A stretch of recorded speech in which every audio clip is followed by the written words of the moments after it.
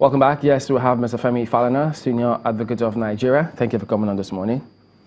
Well, the thing about this is this question about restructuring different parts of it. But some of the recent actions that have been taken has got to do with the police. So we know that the then acting president, while he spoke about, he gave that instruction to reorder or reorganize SARS. The IG swiftly responded. But that response, what does it address the fundamental issues for you about the activities of SARS at the time?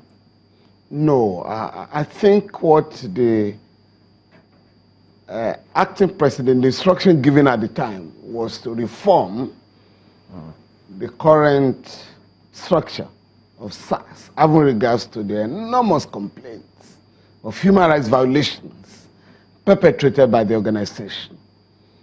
And what the IG did swiftly was to take advantage of the directive to give instructions to the members of the SARS to learn to respect the rights of Nigerians, rights that are guaranteed by the Constitution.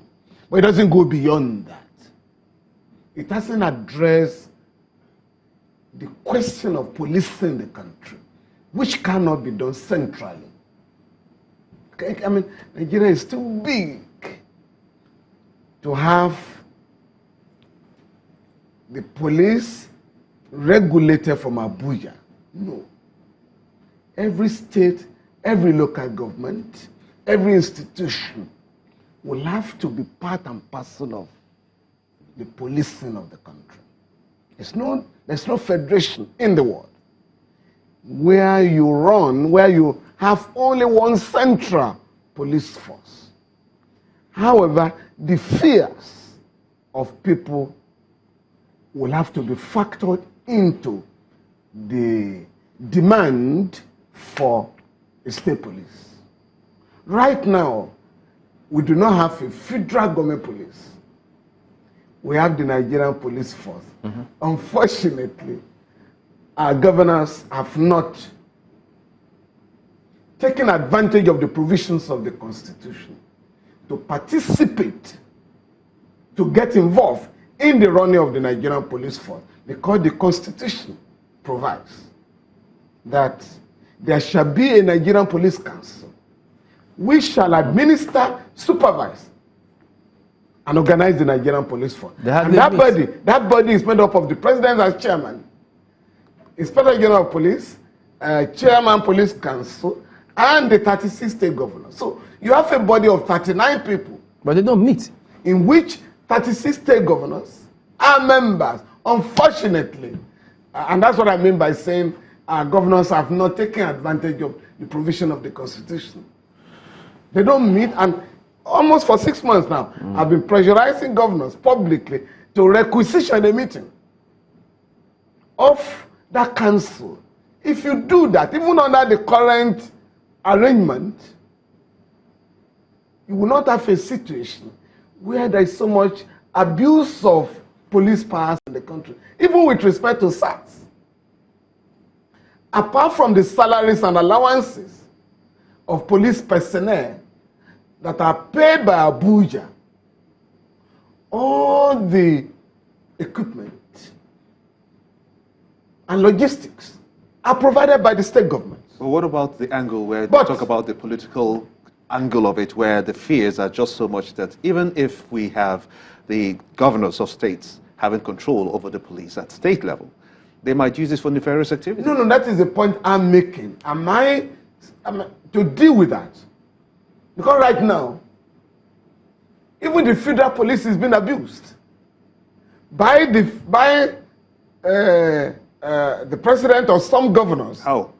No, what I mean is that sometimes, we have had a situation in the past where policemen and other police personnel and other security personnel were asked to rig elections for the ruling party. It happened in the past.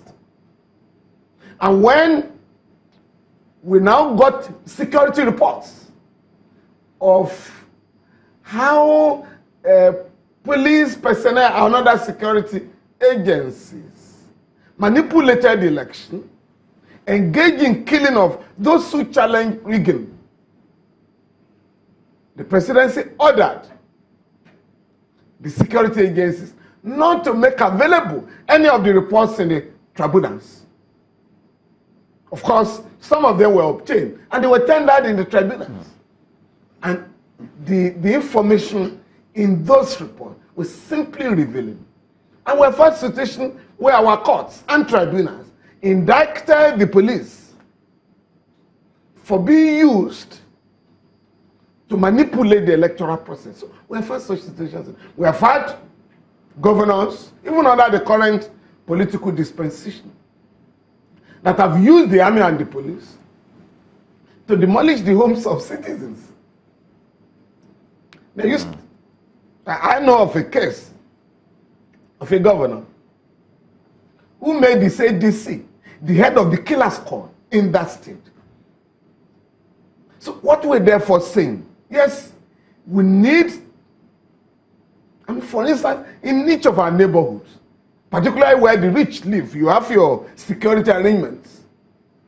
My position is, if I can walk to the IG with an application that I need a license to bear arms, and I'm given to take care of myself and my family, how can you say that the governor of a state in charge of 20 million people cannot apply for 10,000 licenses for young men and women to bear arms to defend the generality of the people? It's not acceptable.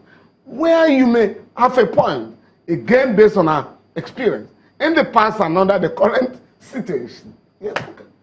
Are you going to allow some governors? There are governors that simply cannot be entrusted with profound respect, with powers to control the police. So how do we have check therefore suggested is every state will have a police council. Okay.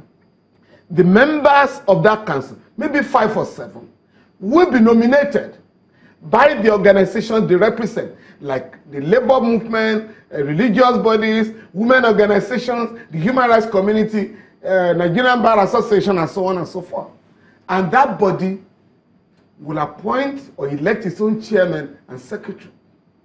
So what the state government will do is to fund the police council. And that will allay the fears of those who think the police will be at the beck and call of a governor to harass his political opponents.